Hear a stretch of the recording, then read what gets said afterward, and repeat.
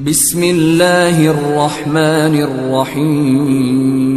حمید طویل نے بیان کیا، کہا کہ مجھ سے انس بن مالک رضی اللہ تعالی عنہ نے بیان کیا کہ بنو سلمہ والوں نے یہ ارادہ کیا کہ اپنے مکان جو مسجد سے دور تھے چھوڑ دیں اور آن حضرت صلی اللہ علیہ وسلم کے قریب آ رہے ہیں تاکہ نماز باجماعت کے لیے مسجد نبوی کا ثواب حاصل ہو، لیکن آن حضرت صلی اللہ علیہ وسلم کو مدینے کا اجاڑ دینا برا معلوم ہوا۔ آپ نے فرمایا، کیا تم لوگ اپنے قدموں کا ثواب نہیں چاہتے؟ مجاہد نے کہا، سورہ یاسین میں وآثارہم سے قدم مراد ہیں، یعنی زمین پر چلنے سے پاؤں کے نشانات۔ صحیح بخاری حدیث نمبر 656۔ حضرت ابو ہریرہ رضی اللہ تعالیٰ عنہ سے روایت ہے، انہوں نے کہا کہ نبی کریم صلی اللہ علیہ وسلم نے فرمایا کہ منافقوں پر فجر اور عشاء کی نماز سے زیادہ اور کوئی نماز بھاری نہیں، اور اگر انہیں معلوم ہوتا کہ ان کا ثواب کتنا زیادہ ہے اور چل نہ سکتے تو گھٹنوں کے بل گھسٹ کر آتے، اور میرا تو ارادہ hو گیا تھا کہ مؤذن سے کہوں کہ وہ تکبیر کہے، پھر میں کسی کو نماز پڑھانے کے لیے کہوں اور خود آگ کی چنگاریاں لے کر ان سب کے گھروں کو جلا دوں جو ابھی تک نماز کے لیے نہیں نکلے۔ صحیح بخاری حدیث نمبر 657۔ ابو قلابہ عبداللہ بن زید نے مالک بن حویرث سے روایت کیا ہے، انہوں نے نبی کریم صلی اللہ علیہ وسلم سے کہ آپ نے فرمایا، جب نماز کا وقت آ جائے تو تم دونوں اذان دو اور اقامت کہو، پھر جو تم میں بڑا ہے وہ امام بنے۔ صحیح بخاری حدیث نمبر 658۔ ابو ہریرہ رضی اللہ تعالیٰ عنہ سے روایت ہے کہ رسول اللہ صلی اللہ علیہ وسلم نے فرمایا کہ ملائکہ تم میں سے اس نماز کے لیے اس وقت تک یوں دعا کرتے رہتے ہیں جب تک نماز پڑھنے کے بعد وہ اپنے مصلی پر بیٹھا رہے کہ اے اللہ اس کی مغفرت کر، اے اللہ اس پر رحم کر۔ تم میں سے وہ شخص جو صرف نماز کی وجہ سے رکا ہوا ہے، گھر جانے سے سوا نماز کے اور کوئی چیز اس کے لیے مانع نہیں، تو اس کا یہ سارا وقت نماز ہی میں شمار ہوگا۔ صحیح بخاری حدیث نمبر 659۔ حفص بن عاصم نے ابو ہریرہ رضی اللہ تعالیٰ عنہ سے روایت کیا ہے، انہوں نے نبی کریم صلی اللہ علیہ وسلم سے کہ آپ نے فرمایا کہ 7 طرح کے آدمی ہوں گے جن کو خدا اس دن اپنے سائے میں جگہ دے گا جس دن اس کے سائے کے سوا اور کوئی سایہ نہ ہوگا۔ اول انصاف کرنے والا بادشاہ، دوسرے وہ نوجوان جو اپنے رب کی عبادت میں جوانی کی امنگ سے مصروف رہا، تیسرا ایسا شخص جس کا دل ہر وقت مسجد میں لگا رہتا ہے، چوتھے 2 ایسے شخص جو اللہ کے لیے باہم محبت رکھتے ہیں اور ان کے ملنے اور جدا ہونے کی بنیاد یہی للہ المحبت ہے۔ 5واں وہ شخص جسے کسی باعزت اور حسین عورت نے برے ارادے سے بلایا لیکن اس نے کہہ دیا کہ میں خدا سے ڈرتا ہوں۔ 6واں وہ شخص جس نے صدقہ کیا مگر اتنے پوشیدہ طور پر کہ بائیں ہاتھ کو بھی خبر نہیں ہوئی کہ داہنے ہاتھ نے کیا خرچ کیا۔ 7واں وہ شخص جس نے تنہائی میں اللہ کو یاد کیا اور بے ساختہ آنکھوں سے آنسو جاری ہو گئے۔ صحیح بخاری حدیث نمبر 660۔ انس بن مالک رضی اللہ تعالیٰ عنہ سے دریافت کیا گیا کہ کیا رسول اللہ صلی اللہ علیہ وسلم نے کوئی انگوٹھی پہنی ہے؟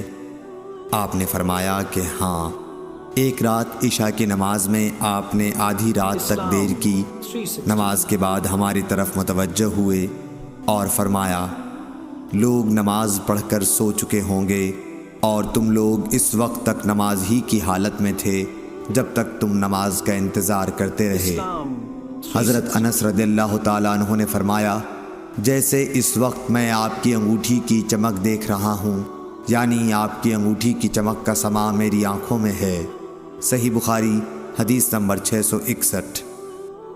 عطا بن یسار نے حضرت ابو ہریرہ رضی اللہ تعالیٰ عنہ سے روایت کیا ہے کہ حضور اکرم صلی اللہ علیہ وسلم نے فرمایا کہ جو شخص مسجد میں صبح شام بار بار حاضری دیتا ہے، اللہ تعالیٰ جنت میں اس کی مہمانی کا سامان کرے گا۔ وہ صبح شام جب بھی مسجد میں جائے۔ صحیح بخاری حدیث نمبر 662۔ عبداللہ بن مالک بن بحینہ سے روایت ہے کہ نبی کریم صلی اللہ علیہ وسلم کا گزر ایک شخص پر ہوا۔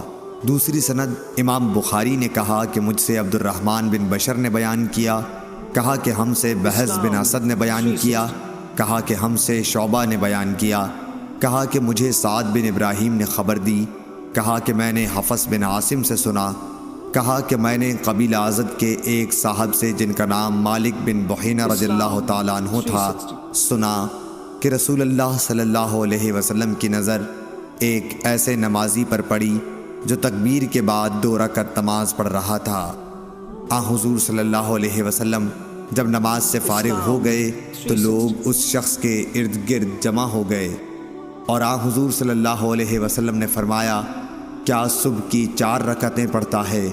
کیا صبح کی 4 رکعتیں ہو گئی؟ اس حدیث کی مطابقت غندر اور معاذ نے شعبہ سے کی ہے جو مالک سے روایت کرتے ہیں۔